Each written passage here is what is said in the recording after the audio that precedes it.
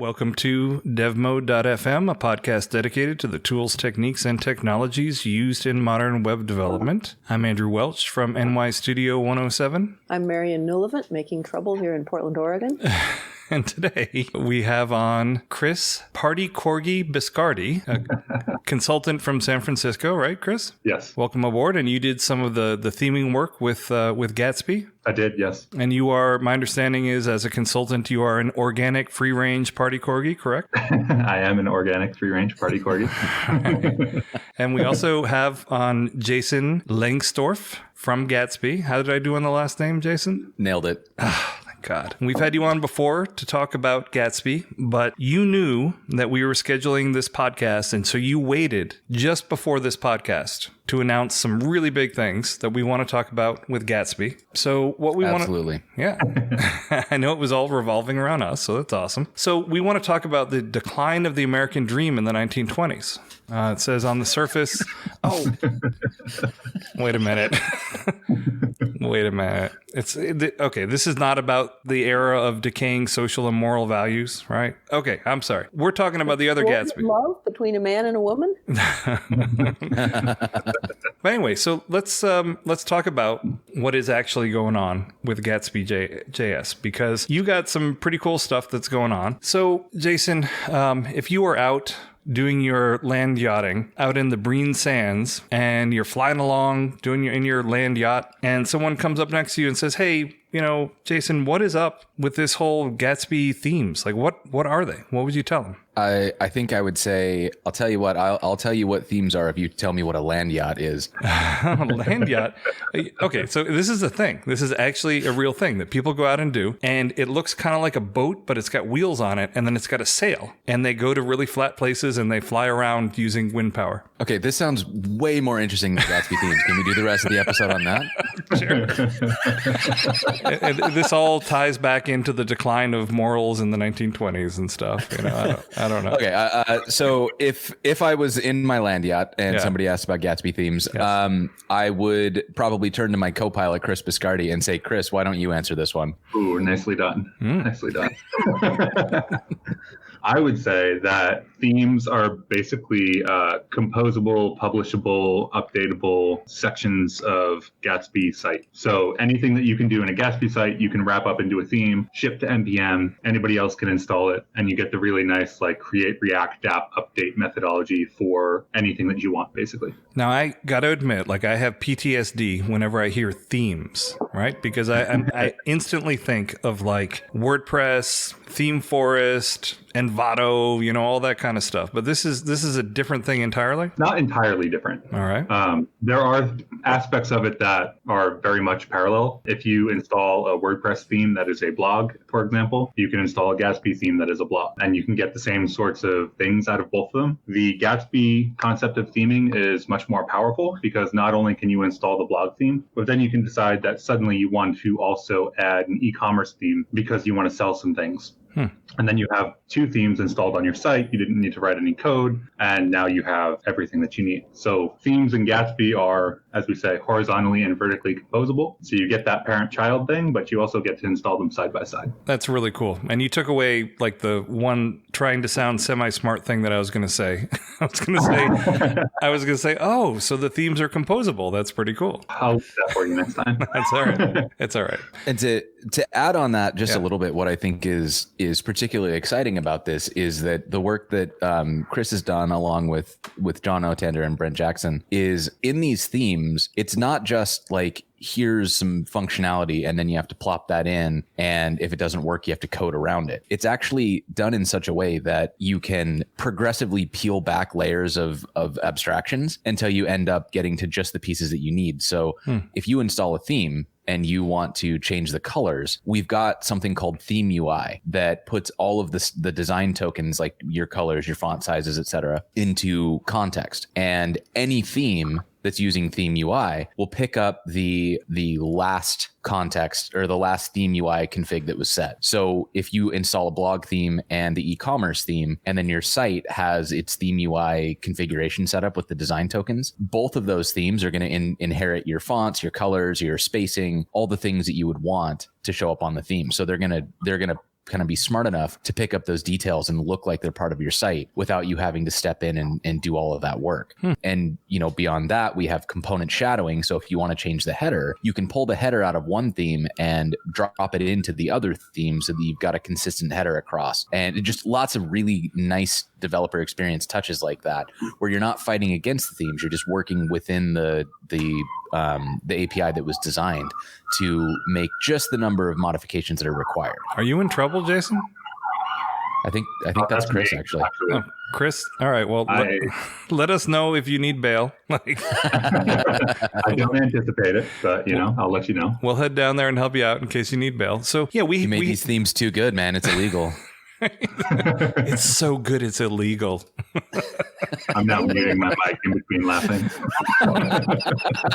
There you go. You got your marketing tagline now. I mean, he is in California. Yeah, true. So yeah, we had Dominic Wilkowski from ThinkMill on talking about design systems, tooling and tokens and that kind of stuff. And we had a couple of chats about design systems, but help me unpack this, because I'm honestly, first of all, number one, I don't know anything about theming in Gatsby.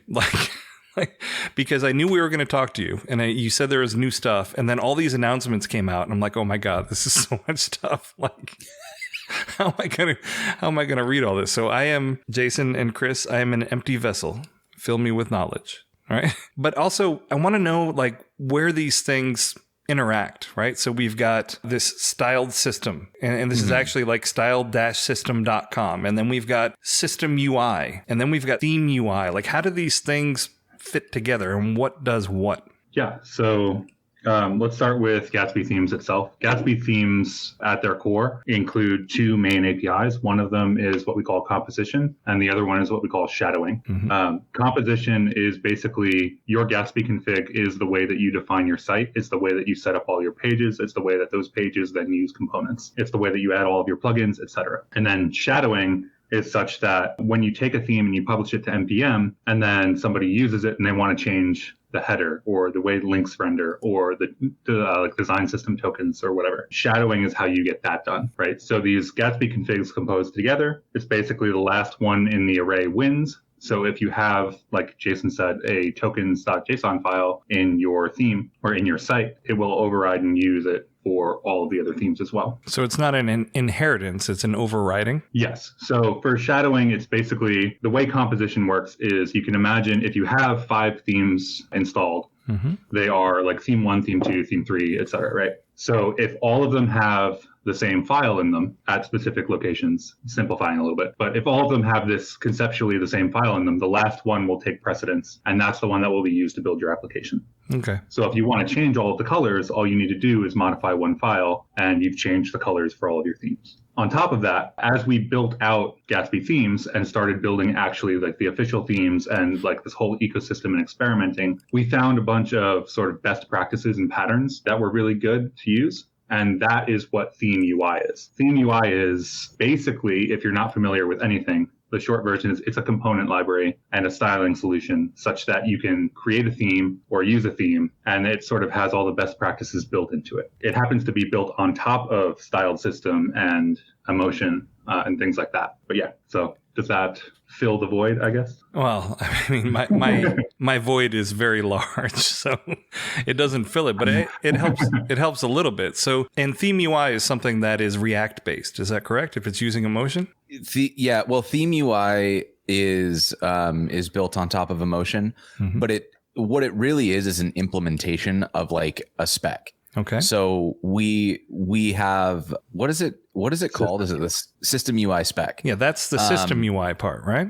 And so what that is it's honestly it's like an object. So you have colors, and then you have fonts, font sizes, spacing, various things that are going to be used in virtually every site. And knowing what those tokens are, it allows for the composability, because then we all know that the styled system is going to have a colors object, and that colors object is going to have a text color. Okay. And by knowing that, I don't need to dig into the source code. I can just override. I can say, yeah, I want my text to be this particular shade of gray. And I set that, and I just know that it's going to work. So it's a way to kind of improve interoperability. And the hope is that this is not just a Gatsby thing. This is something that we'd love to see expand out and to see other systems use, which is why this isn't just like Gatsby Themes is a big ball of code. It's why it's styled system and then theme UI and then Gatsby Themes, because that allows it to be used in different places without tying it specifically to React or Gatsby. Yeah, So, one of the things that we're actually really excited about is potentially design tools exporting these token objects, and then you just get to use them in your project. So They're like setting a new standard so that people will use text color and not color of text. right, so that's why it's a that's the hope. specification, right? Got it. So if we were to lick all the way to the center of this Tootsie Roll Pop, that is Gatsby Themes, it sounds like System UI is kind of the underlying thing because that's the spec that Theme UI is built on, or no? It's the spec for design tokens. Okay. So and this is where Gatsby Themes gets a little like it's an onion there. You can keep going deeper because at the top level, we've got design tokens, and the components in a theme, the site itself will be able to use those design tokens to allow people to configure what their site looks like without having to actually touch code. They just update color values in an object. Right. And what is really exciting and powerful about that is that theoretically means that, you know, like Chris said, something like Sketch or Figma could export these objects, or even just if you built like a UI, you could just fill in forms and export a theme UI or a system UI styled system compatible object. Right. And then drop it into whatever tool that was compatible and it would just work. When you go a layer down from that, Gatsby Themes are also a way to provide a component library. So you could use, for example, whatever bare components without worrying about styling at all and just ship functionality. So atomic units of functionality, your click handlers, your your submit handlers, the accessibility, the things that need to be baked into components that have to happen on virtually every website. The only real difference is the style. So that's another thing that can be shipped in Gatsby Themes is just like bare developer components. If you go another layer down from that, you can start getting into the actual pages that are built. So if you ship a blog theme, that blog theme is going to build a page with previews, paginated previews of the blog posts, and it's going to build the individual blog posts themselves. So that functionality can be packaged up into a theme and configurable. So maybe by default, it ships it at root. So if you just go to, site.com, you're going to see the blog previews. But if I want to configure that, I can change it to /blog so that I have a homepage and then I click blog and go to, /blog and see the previews. And then you can even go a layer down from that and you can start messing with the data schema. You can start messing with the actual like API in Gatsby and package up that functionality as well. So there's any layer in the Gatsby stack that you want to touch, you have access to it through themes. And what makes this so powerful is that once you've solved it once, if you're able to make that abstract and configurable, you don't have to build it again. It's now a portable piece of code shipped as an NPM package that you can import into any site and then just configure through a few options, or not configure at all and just let it ride. Like our Gatsby theme blog is kind of designed for somebody who just wants to get up and running. It looks like Dan Abramov's overreacted.io theme. It's got a light and dark mode installed, and you just have a folder full of MDX, and that's it. You don't have to do anything else. You can just start blogging. So, we wanted to get it to the point where there was no code required to use themes, and then only little bits of code as needed to go deeper and deeper until you get to the level of customization that you want. All right. So, Jason, when are you shipping your retirement plan, which is Gatsby Forest, where you're gonna churn out a whole bunch of Gatsby themes and start selling them? We probably at some point will have a Gatsby marketplace of some sort. Right. It's something that we've talked about. It's something that we're really excited about because we've seen how good that is for ecosystems like WordPress. But we're still working the bugs out of kind of everything. We just got themes out into public. So we want to see where people have questions, what people struggle with, and kind of resolve those initial questions and fill any gaps before we start looking at like next major steps. Right. Yeah, because if you are in open source, I mean, the primary ways to make money are, one is support in terms of people buying, service plans or support plans or whatever. Another one is making training materials, right? Mm-hmm. And selling those in courses. And then another one is a marketplace where you can then provide a central hub for people that are around and in your little ecosystem to be able to buy stuff, right? Mm-hmm. Yeah. So, I mean, it makes sense that you guys would be considering doing something like that. That's really awesome. So I want to make sure that and I apologize, Chris. I'm not the smartest guy in the world. Okay. Would it be correct to say that Theme UI inherits the design tokens from the system UI spec, and that Gatsby Themes then inherits the components from Theme UI? Or is that not a direct kind of inheritance chain like that? Yeah, the place where I would like put a barrier between them is like Theme UI is not tied to Gatsby Themes in any real way. Right. You don't have to use it with Gatsby Themes. You can use it on like any Create React app or any other like framework, like as a component library, as a styling solution, etc. So I could have a Gatsby theme that didn't use Theme UI at all. Yes, 100%. Yeah, it's a totally opt-in thing. Theme UI is a plugin. You install Gatsby plugin Theme UI if you want to implement that. We're encouraging that as a best practice because it promotes interoperability, but it's 100% optional. I was going to say, it sounds like a really good idea. You know, it sounds like someone has spent way more time thinking about how to do theming well than I ever would. And that's one of the major drivers for us in recruiting people like John Otander and Brent Jackson, is that even before Gatsby, they have been thinking really deeply about design systems and how to make things shareable and scalable in ways that I've never considered or even really approached. Right. So as we had, Chris going just so deep into messing with the way that Webpack works, doing this really complicated algorithm for component shadowing and all these things that, I'm sure Chris remembers as I was trying to learn this, I would go in and try to fix something. And I would send him a message and be like, hey, I'm not smart enough to solve this. So here's my giant pile of garbage code. Please save me.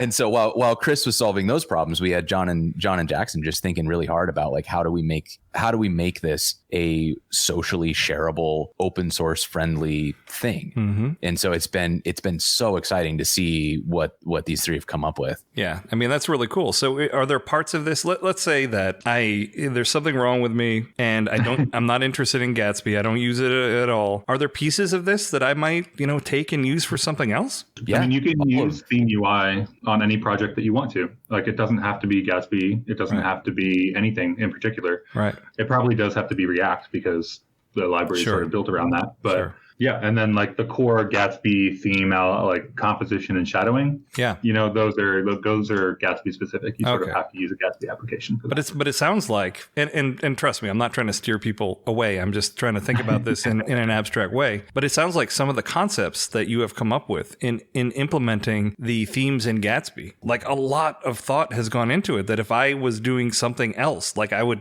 look at what you did, and be like, I think these guys figured it out pretty well, right? I hope so. Yeah, that's always the intention, is that when you work on something, because themes have been in production for a year now, right? At least a year. Right. Yeah. And so to work on something for as long and with as much intention as the themes team has been, it's very cool to get that validation from the community when they're seeing this and not going, well, what is this? I don't get the point. People tend to be, the feedback we've gotten has all been very positive. Like, holy cow, this is going to be such a big deal. It's going to make it so much easier to share config and those sorts of things. So it's pretty exciting. It's a difficult problem, and it's something that everyone runs into, is that it is actually pretty hard to ship themes, right? In a way that they're really usable, because you were mentioning earlier that, you can override just this bit, or you can compose them and take this bit from here and that bit from there. Historically, that's not how most theming systems that I've used work. They're like, here's the theme, and if you don't like it, you can spend a lot of time writing, additional CSS or JavaScript to override it, but you don't get that kind of granular ability to replace this piece with that piece, Well, yeah, and you lose upstream updates too, which is a big one. Oh, huge. We see a huge amount of opportunity just in the fact that when you install a Gatsby theme, you can still update things in the background without losing your modifications, without having to manually port things over. That's been a big challenge with our starters historically, is you would say, I want a Gatsby site. So I type Gatsby new, Gatsby Hello World, and whatever I get installed, it's a snapshot of that moment in time. Anything we ship in the future, you would have to manually port into your Gatsby site. Right. So with the advent of themes, a huge amount of the boilerplate that's just going to be true for everyone, you now get upstream updates for free. If we improve the pagination algorithm, if we add support for categories and tags, like that's just going to show up in your blog without you having to write that manually or having to, blow away your customizations. In most cases, there are ways that it would conflict, but in general, you'll get that stuff for free. Well, and that's a problem that is not specific to themes. It's a very common problem in doing a number of things in terms of development is, this idea of, okay, I want to take this thing to start with, but how do I get improvements or updates without breaking stuff? And it's actually pretty difficult to come up with a system that works well for that. So, this seems like, I got to tell you guys, this seems like an awful lot of work just to make a dark mode though. Like, well, it's a good thing that it's not just a dark mode. It does more than just the dark mode? All right, fill the vessel. I clearly don't know what I'm talking about. I thought the whole point of Gatsby Themes was so you could have light and dark themes. That's not correct? So, Gatsby Themes, in total, if you use everything and you're aware of everything, and et cetera, allow you to build entire sections of your site using an NPM module, right? So we use NPM modules for everything when we're building front-end stuff at this point, right? You pull in anything as small as Lodash individual functions to as big as an entire date picker. And with themes, that allows you to go at an even higher level of abstraction. Say, we're going to get the data from here, whether here is Contentful or Shopify or even WordPress as a headless CMS. You can take that data, transform it into the blog post format, such that you're even fetching from multiple data sources into a blog post format. You can encode the way that those pages are rendered.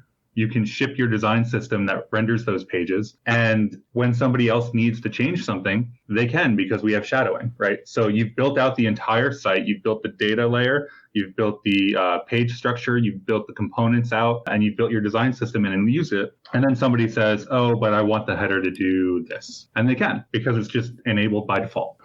So you get your blog, you get your e-commerce, you get your marketing site. Everything can be a single theme that you just install into a project that needs it. Well, how do I then map the content to the containers that kind of are the theme? You know what I mean? Like, how does that look? So I'll use a specific theme as an example. If you look at the blog theme, the way that it's configured by default is that it has MDX as the driving force behind it. So it's going to look for a content folder and a posts folder as a default setting. You can override that in configuration. And when you install the theme, it's going to look in the site directory for that content/posts, and it will ensure that it doesn't hit any errors if that's empty or all that good stuff. But ultimately, it's looking to say, do you have MDX in a posts folder? And if so, it will read those and turn those into your blog posts. So what we're shooting for is the idea that when you install a theme, all you have to do is provide content. And, that kind of creates this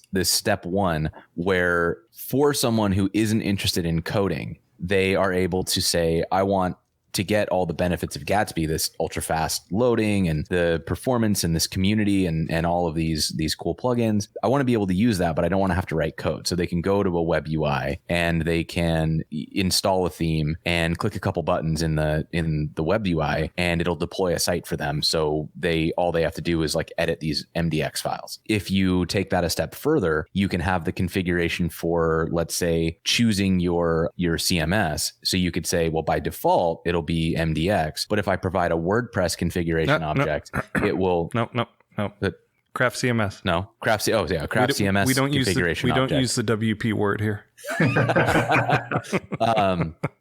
But so you can, you could basically say all right, in the configuration, I'm going to provide a Craft CMS access token or whatever you needed to API key to pull down Craft CMS data. And there would be a data adapter that takes that Craft CMS post and converts it into this generic format that allows us to pull those in. Okay. So let's say we're using GraphQL to talk to Craft CMS or whatever the remote CMS happens to be. How do we then map, the various fields that are coming in from the GraphQL query into the containers that the theme is providing? What does that look like? Chris has done some really incredible stuff with this, so I'm going to let him take it. All right. Sure. So the way it works today is it's basically a set of Gatsby plugins, right? You've got your Gatsby source Craft CMS. You've got maybe Gatsby plugin MDX because you're pulling in MDX from Craft CMS or something like that. And then you've got the schema customization APIs in Gatsby, right? So this is from a theme author perspective that you would be doing this work. But basically you take the source, that is the Craft CMS. You map the fields that come back in the GraphQL API from Craft CMS to your own custom like blog post or note or like product type that you create with the Gatsby schema customization APIs. And then that just appears in your GraphQL API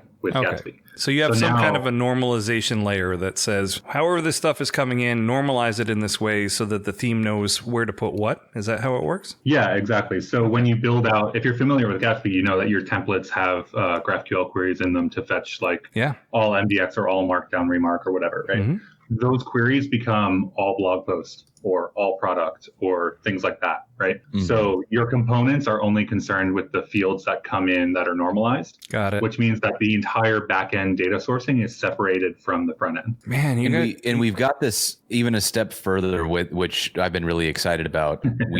So there's this data abstraction in the resolvers themselves. So you're saying I have this data source, and using the methods that Chris described, we're going to make sure that those data sources are available through generic GraphQL queries. We say all post. Then when we do the templating, we've set it up in such a way that there is a component that does the GraphQL query, and then it just passes that data as props to a presentational component. So as a theme user, as a theme consumer, if I want to change the way that the blog post component looks, I don't have to care about GraphQL at all. I just know the data is present. And so I would just shadow the blog post component and know that I'm going to get the title, the content, the author, the date as props on that component. And I can do whatever I want with it without having to think about data at all. So there's we've been kind of referring to this as a layer cake, where you start with the easiest thing, just the frosting, like the decoration. You change colors, and then as you go deeper and deeper into the cake, you can start with rewriting a component. Then if you want to go deeper than that, you can start to mess with the GraphQL query, and if you want to go deeper than that, you can mess with the underlying abstractions that are feeding those queries. Well, Jason, it's a good thing that my wife is not on this podcast, because as a cookier and also a baker, she would tell you that the frosting is the hardest part of making a cake. Like, all bakers in the audience, I would guarantee you. Yeah, I mean, I hope so. I hope we don't have any angry bakers that are. Analogy. And it makes sense, right? Because that's the presentation layer that everyone sees. So that's the thing that has to be just right, and that's where they put all the fancy decorations on and everything. Which is one of the things that sort of Jason anything that went wrong. Yeah, one of the things that Jason just brought up is that we have these themes structured in such a way that if you are not a React expert and you're not a GraphQL expert and you're not really a JavaScript expert, and you want to install one of these themes and you want to modify the way things look, we should support you in doing that. So if you are a designer, if you're a product manager, if you're a marketer, and you want to change the way that something works, or a baker, shadowing, or a baker, if you're a baker or a small business person or something like that, right? Extremely good people. Yeah. All you have to do is create one file. We'll copy in the future. We'll copy and paste some code out for you, and then all you have to do is sort of like fiddle with it in the same way that you used to fiddle with HTML on your like MySpace pages, right? Oh God. Well, basically, yeah. Well, I mean, so it sounds like, oh wow, like that's horrible in a production environment with a bunch of other engineers. Chris, but Chris, are you telling me there are dancing gerbils in Gatsby themes? Like, what are you talking about? If you want dancing gerbils, you can have dancing gerbils. Oh my God. But yeah, I mean, that's the point. And that you use to do things is important. So text color rainbow is a thing? If you want it to be. Yeah. Yeah. Well, see, this is really cool. So the one thing I'm curious about is you mentioned that you can update you can update these themes and you can get the benefits of whatever changes are made, right? Mm-hmm. And that sounds awesome. But what if like someone designs this nice, professional looking theme and they end up using it and then they're having a bad day and they change everything to like angry red or something like that? If I do an update and I haven't overridden anything, like I'm going to get that change? Yes. Okay. Well, yeah, but I mean, in typically speaking, what in any well-maintained package, which we're focusing pretty hard on quality here. Right. We haven't talked about the theme jam contest that we've got going right now, but like major requirements here are going to be along the lines of code quality and accessibility.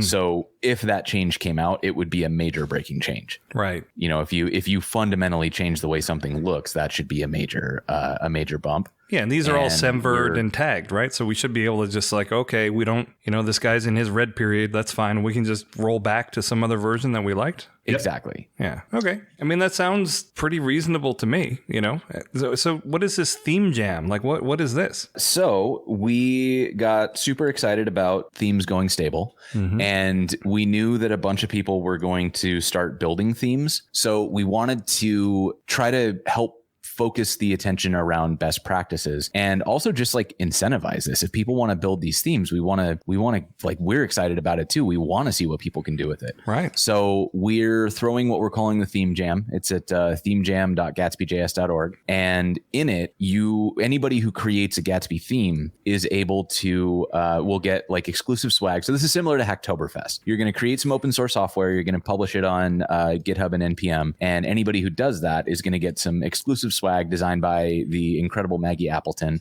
who does all of Egghead.io's illustrations. She did a custom illustration for us. It's beautiful. And so we'll do free swag for everybody who participates. And then we're going to choose 2 winners, like our favorite, most creative themes. The criteria are all listed on the site. But our 2 favorite theme creators are going to get an all expenses paid trip to an upcoming Gatsby Days. The next one's in London, but if the dates don't work out, we'll do one of the next ones. But we're really, really excited about this. It's going for the full month of July. So is this judged on necessarily how attractive they are? Because I kind of want a t-shirt, but design is not really honestly, my strong point. You could ship like anything as long as it's a valid theme and you'll get the t-shirt. The winners will be, so basically the way we're judging is on code quality, maintainability, accessibility, creativity, getting the details right, making sure that it's, published and it's got the right keywords so that Gatsby can find it. We require that you have like a Gatsby and a Gatsby theme and a Gatsby plugin keyword in your package JSON. There are a few other things that's all on the Theme Jam website and under the rules section. And so like creativity is not necessarily just making it beautiful. Creativity could also be the way that you're using the data, the way that you are putting together the code for, maximum reuse and shareability. So there are a lot of criteria that could win that don't necessarily require aesthetic beauty. Well, good, because aesthetic beauty is something that I don't have. So no, I mean I'm interested in entering, so that's good. I mean I would like to check it out and get some familiarity with it, and get a t-shirt. Awesome. Andrew, I think the CSS Zen Garden is maybe closed, but here is your new opportunity. This is my chance. We were talking about making a CSS Zen Garden Gatsby thing, right? Because themes actually support that really well, especially when you start talking about the theme UI spec. So we don't know if it'll actually happen, but it's something that we've brought up multiple times. Yeah, I mean, a way for people to experiment with it interactively online is a pretty cool idea. Isn't there? There's God, this is gonna kill me. I forget the name of this tool, but there's some kind of a tool that the creator of Trello originally ended up making, and it's something that lets people kind of collaborate online, but I forget the name of it. Do you guys know what it is? Unless you put code in there. I'm not sure. Oh man, Una Kravitz is going to be so disappointed in me that I don't remember this. Well, I mean, what she was saying was for the material theme, she's working at Google on the material theme now, and she mentioned that they set up, a little sandbox on this service that I can't remember the name of.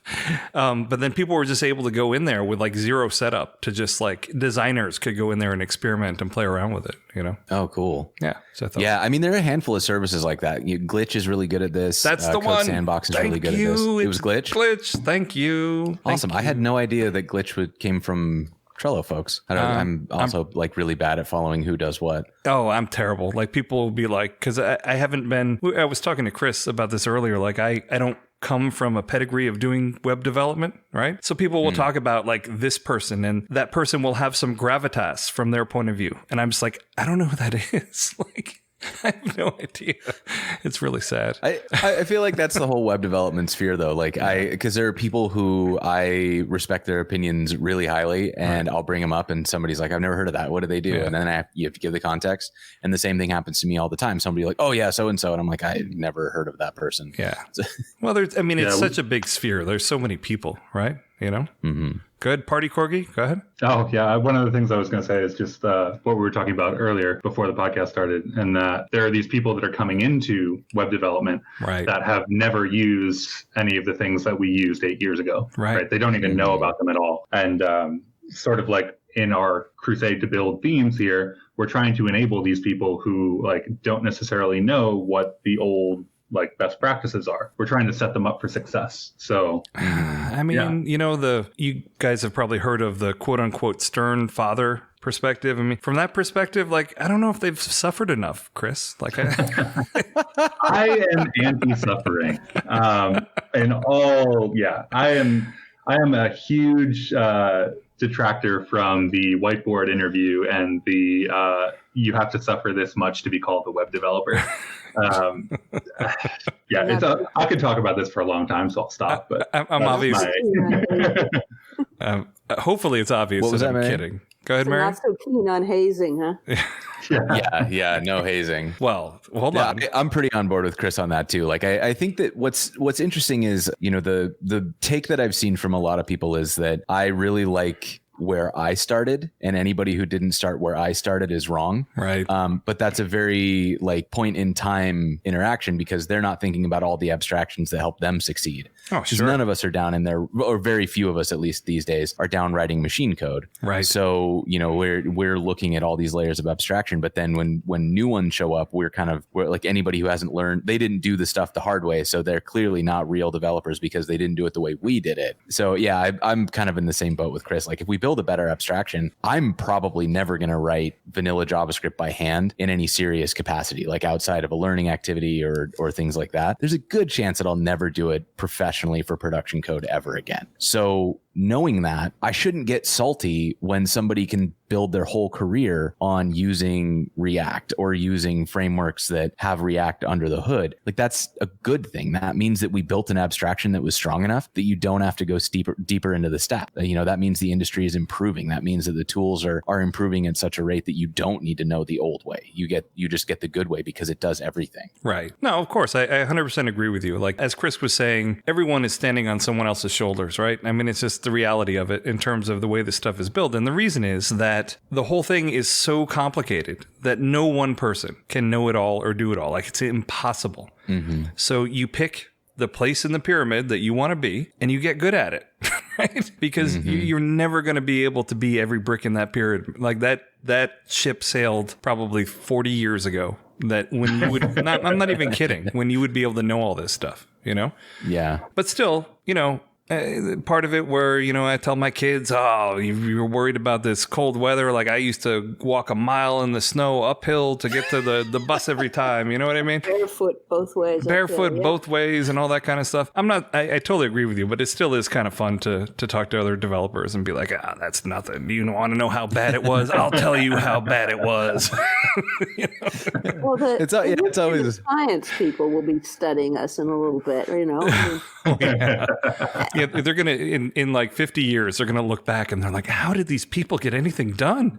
I think just yesterday I learned that the memory in like the Apollo spacecraft or something like that was hand woven by the bit. Whoa. So like wiring the wire through like a loop was a 1 and around the loop was a 0. Or something like that, and they just did the whole thing by hand. And like, I used to have a little bit of core memory. You could just look at all those little beads. Yeah, Well, in looking at like that stack of handwritten code by that woman who worked on the Apollo missions, it's just like, I've never written anything by hand that was longer than like a page and a half before I gave up. Right. I can't imagine doing that much just math and precision work and having no errors, having that go the right way is just bonkers to me. Right. And that's why we can make progress now though, right? Because the guy or gal or whatever who's really good at doing the math does the math stuff, right? And solves that math chunk. And then everyone else can be like, oh, I'm going to use that math chunk to do the thing, right? And that's why, people that complain about the chaos that is the JavaScript world, and I may be guilty of that on occasion, are missing out on the fact that, the amazing number of packages that are out there let us do stuff that just would be impossible, even like a decade ago. And Gatsby is one of those things, right? I think Gatsby is doing some really incredible stuff from the point of view of you are making something that is not just a static site generator. This is something that gives people a way to build a performance site. And now with the theming, gives us a way to build something almost using kind of like a Lego brick style from someone else can make something that looks good. And I can just pull it down and start using it and look like a champion, right? Is that the goal? Mm-hmm. Yep. Yeah, I mean, we're really like the way that we look at it is we want to take all of the boilerplate stuff out of the way. The only thing that you as a professional software developer should have to think about is what the requirements are for your project. If you are spending all of your time messing with your dev environment, if you're spending all of your time setting up this boilerplate to give you, the server-side rendering or the performance tuning and stuff, that's time that you're not spending on adding value to your product. That is value for the product, but it's not unique value. It's like kind of table stakes stuff. You have to deliver that kind of performance, and that's just part of being competitive. So if you're building that in-house, you're adding maintenance debt, you're adding a ton of overhead, you're requiring expertise that isn't necessarily cheap or easy to find. And so that, why would you continue to do that? We want to make that something that's kind of automatic. Right. So you just get to pick up and run without having to think about, you don't have to get a performance expert. You've got a community of performance experts working on Gatsby to steadily improve it as new things come out. Yeah, but Jason, you're putting me out of a job. Like one of the things that I do is web performance stuff. No, here's what I'm realizing is that no matter how good the tools get, there's always room for experts. Right. And what we're doing is not eliminating expertise. We're removing that pitfall where people who don't have expertise don't know that they're making mistakes that really harm the people using the internet. Yeah, no, I agree. I'm just being flippant about it. But and also like you're giving people a good starting point, right? But they can still screw it up, right? Like I'm not going to mention names, but there's a prominent Gatsby site it's a fantastic looking site, but they managed to make it not perform very well, which makes me cry, With sufficient effort, you can make anything terrible. Of course. Listen, I've said it many times, like you can name any language and I will make you something terrible using that language. That is a skill. That is a skill that I have. I do have a question for you though so what's the difference between gatsbyjs.org and gatsbyjs.com? The .org website is the open source project. It's the community. It is the blog. The .com, it originally started as like, this will be what we do our company everything from, but it's more become a housing for our commercial products. So Gatsby Cloud and the products we have there, and like a list of who works at the company is effectively what .com is now. Got it. Yeah, because I was confused. I was trying to look up the theme jam.gatsby.js and I went to .com and that didn't work.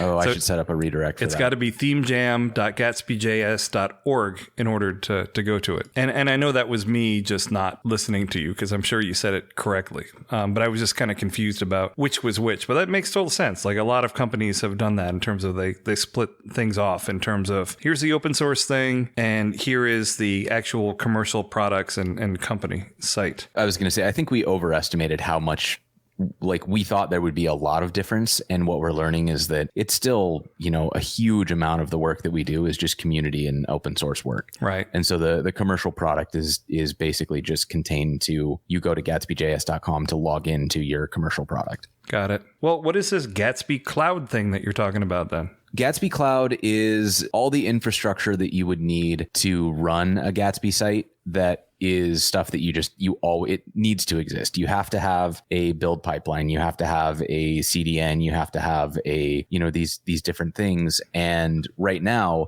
you configure these bespoke. It's very easy to set up like Netlify as a build pipeline. Right. And we love Netlify as a build pipeline. But what we found is that for bigger companies, they start to run into memory limits, the timeout, because they've got, hundreds of images, and then they have to start inventing bespoke solutions for these things. And and some companies also, I've run into this as well. They say, no, like, I don't care how cool Netlify or whatever the hosting is, you have to use our server farm or whatever our DevOps guys have certified, right? Right. And so what Gatsby Cloud is at the moment, it's collaborative tools. So we have something called Preview, where when you're working on a site in a handful of CMSs, and we're adding new ones every day. I know that right now it supports Contentful, Datado CMS, Sanity, and a handful of others. When you're working, you can add a preview in Gatsby button to see draft content at a private shareable URL. So if you're working on a blog post and you're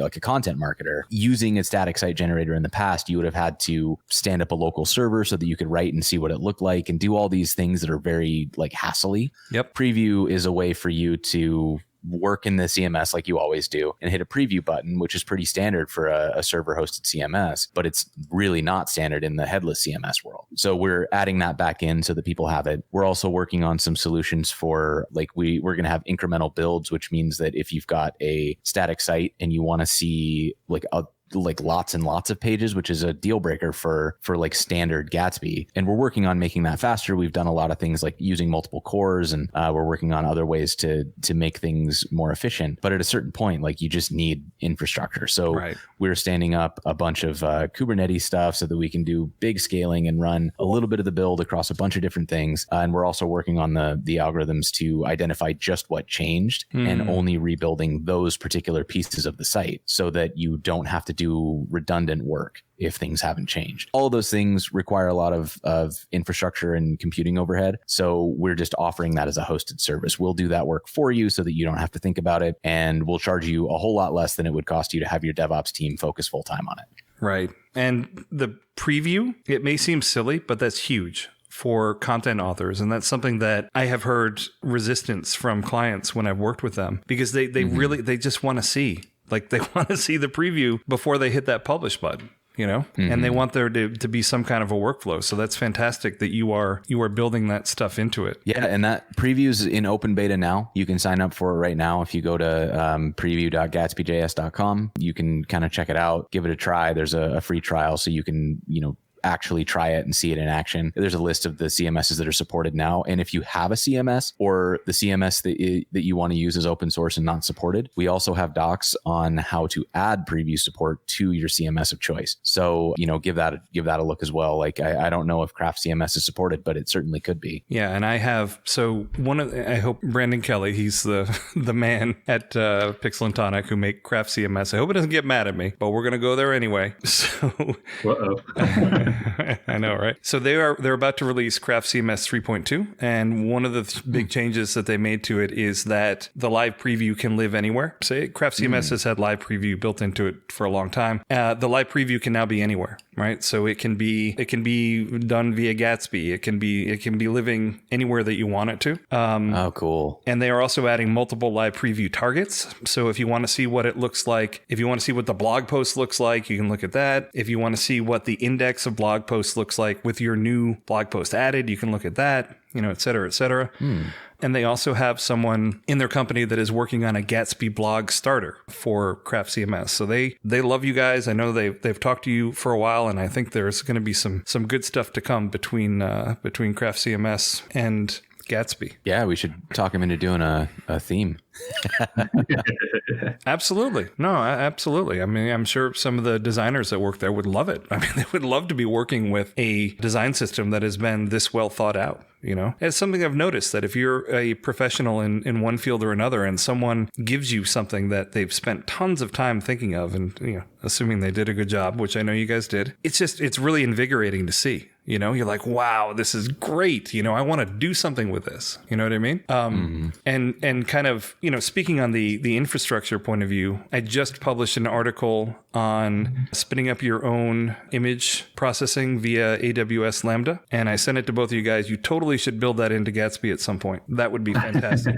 No, I'm not even kidding. I mean, I know Gatsby, when you do the build process, it goes through and locally it will do all the image transforms and all that kind of good stuff. Would be so nice if there was an out of the box way you could just hook it up to this AWS serverless image handler, because it would be way faster. Like the builds would be so much faster. I don't have like details on this, but I know that we're working on something. Okay. Well, I sent that article to both you guys, and it's all, whatever. It's all public stuff that AWS has made that anyone can use. But very cool. Yeah. So tell me what else is going on with Gatsby. And you guys are busy. Like, you're doing a lot of stuff. Yeah, that's actually a good question. Chris, what are you doing next? What am I doing next? Next, I am doing a bunch of like quality of life improvements to the Gatsby theme stuff. We have a number of different things that we want to ship, such as a CLI or a GUI to enable more people to work with shadowing without having to dig into node modules and look up file paths and things like that. Yeah. There is we were just talking, Chris, we were talking about before the show, before you came on, Jason, that Marion got a warning for the recording saying she didn't have enough room free on her computer. So we told her to delete one node modules folder to free up like 500 gigabytes. Which I believe worked. Yeah, it totally worked. Yeah. Totally worked. I'm so much happier. Sorry. I'm sorry. Go ahead, Chris. Computer feels physically lighter now. Yeah. It's just floating off the desk. Yeah, so we're basically doing quality of life improvements to make sure that this Gatsby theme stuff is more usable for anybody. Because right now, like, if you know how it works and you want to dig into node modules and look up the file paths and do shadowing and stuff, or read the good documentation, things like that, it works. But we would like that to be built into the CLI or built into like a GUI, like the graphical interfaces, right? Right. And things like that. So, and then we also have a couple of other like more experimental things, like automatic documentation generation for Gatsby themes. That's under the System UI Design QL repo right now. And then we also have things like, hold on. I'm sorry. So you have something specifically for documentation? Yeah, we have an experimental project that we are working on under the themes banner that handles documentation for Gatsby themes. So if you build for example, if you used Theme UI, which would be an implementation of this thing, you would automatically get a whole host of documentation and like this component takes these props, and when you shadow it, this is what you can do to it, kind of things. This is the first time hearing about this, and I'm super excited. That sounds This awesome. is the first time you're hearing about Design QL? No, I knew about Design QL. I just didn't know what it was for. Well, it is super experimental and not something you can install and use right now. So that's why. My God. I mean, and then Design QL sounds like something that just the term itself is so hip and trendy with the design systems and QL and all that stuff. I could see so many people being interested in that. That is really well, cool. It exposes the documentation as a GraphQL API, which is why QL is in there. Right. So you didn't put it in there just to be cool and trendy? I mean, design QL lists, design lists, Designless QL. Oh, man. It's just naturally cool and trendy. There's no way he could avoid it. That's true. That is true. I mean, he's a party corgi. I mean, yeah. So that's all you have to say. I'm sorry, I didn't mean to interrupt you. It's one.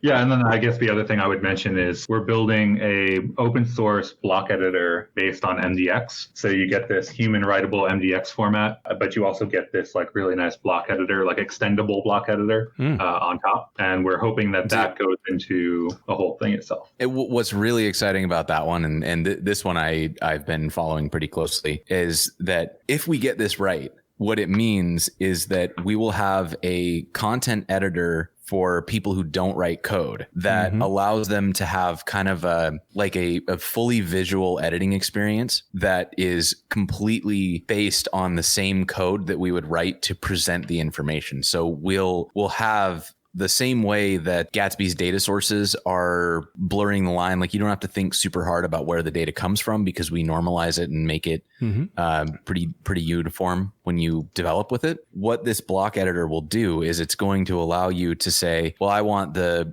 video previews are going to use this React component, and it takes the YouTube URL or whatever. And then it will show the video like this in an embeddable iframe. And it's got these style things attached to it. And once you put that in, this block editor will be able to accept that as like just a drop down. Like, I want to insert a video, and it'll ask you for the URL. You paste that in, and it will like render this React component. The power that comes with that is huge. So when, if we get this right, it opens a really, really big door for what comes next, like what CMSs will be able to do for interop with like everything, the entire React ecosystem. It really is. That's going to be a big moment for the headless CMS world, I think. So what you would normally do in code, you're now going to essentially have a block editor that will let you kind of put those components together and show where the data goes. Is that what you're talking about? Yeah. If you think about like, so a good example of this that I know you said not to talk about it, but in WordPress they have shortcodes. Yep. And in that shortcode edit. You know how code works. That is say, well, I want to show Jason. I'm sorry. We actually, I didn't do this on purpose, but I swear to God, we actually lost you just after you started talking about WordPress. I'm not even. I didn't really hear anything after that. I'm not even kidding. And For real. I don't have a button that I hit. Like, I don't know. Anyway, I'm sorry. I rewind. Believe you. It's. I mean, we could ask you to repeat yourself, but I'm not sure it's all right. So go back to shortcodes. I'm sorry. This is someone doesn't like you talking. Anyway, sorry. Go ahead. Do it.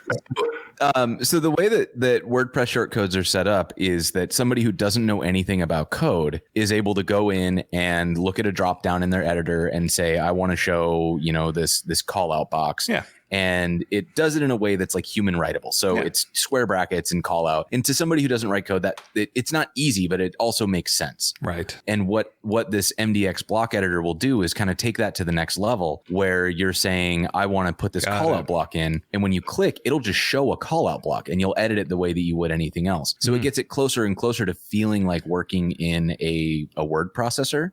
Yeah. And that really closes a big gap. Yeah, you're looking especially when we're talking about themes and the way that themes are going to be like you click a button and then you choose a couple colors and it'll ship a fully functional website for you. If you can do that and then also edit those blog posts through something that feels pretty similar to like Notion has a pretty good workflow for this. We've seen a few other people who have done a good job of like making it pretty easy to do visual editing of relatively complex data. Yeah. That'll be big. Yeah. I mean, what you're doing sounds like it's starting to blur the lines. I mean, it sounds like very similar to what Sanity.io does, where you can spin up a React app and you basically pull in the CMS, which is the React app, and then you can build all this stuff with it, or what Keystone JS does with their CMS. So are you kind of moving into that territory, or is it just a natural place for you to go because of what people are doing? So I don't necessarily think that we're going to be building a CMS. Mm-hmm. I think that it's important to call that out, that like that's not on our roadmap. We're not like, hey, let's go compete with all these people who have been using Gatsby. Yeah.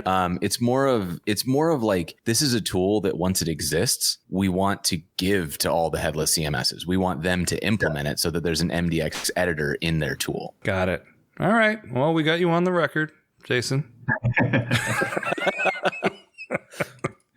So, people listening will understand that you're on the record saying that you're not doing this. But gentlemen, this has been fantastic. Marion, do you have anything else that you would like to ask these fine gentlemen before we release them into the wild? Actually, more for you, Andrew. I think we should do a podcast on the history of work. Wow. Are you guys still here? It's a question and he disappeared. Wow, that is crazy. Did you mention something about WordPress, Marion? The history of web development. I don't think that.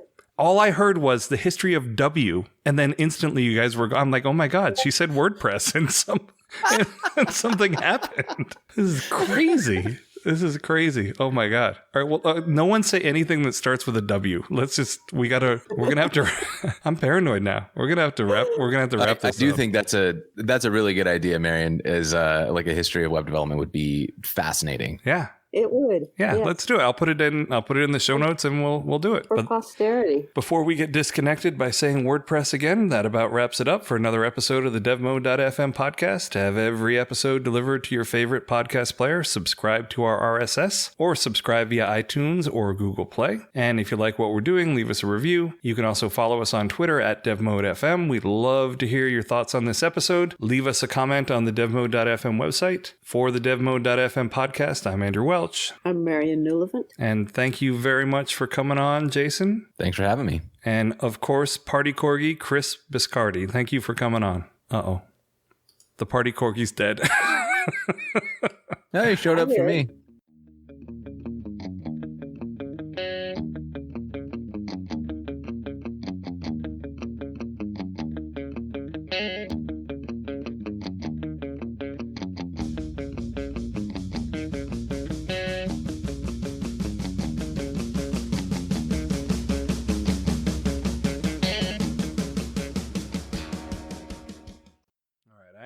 Very much not a paranoid person and don't believe in conspiracy theories of any kind, but come on.